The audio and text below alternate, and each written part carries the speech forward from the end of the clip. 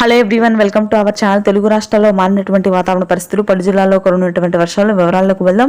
ఈ రోజు ఏ జిల్లాల్లో వర్షాలు పడతాయి, వాతావరణ పరిస్థితిని తెలుసుకునే ముందు మీరు ఇంకా మన ఛానల్ కనుక సబ్స్క్రైబ్ చేయలేదా అయితే వెంటనే సబ్స్క్రైబ్ చేసి పక్కన ఉన్న బెల్ ఐకాన్ కూడా క్లిక్ చేసేయండి. ఇక లేట్ చేయకుండా వివరాల్లో కనుక వెళ్ళినట్లయితే బంగాళాఖాతంలో ఏర్పడినటువంటి అల్పపీడన ప్రభావంతో రానున్నటువంటి 3 రోజుల పాటు మోస్తరు నుంచి భారీ వర్షపాతం నమోదవుతుంది.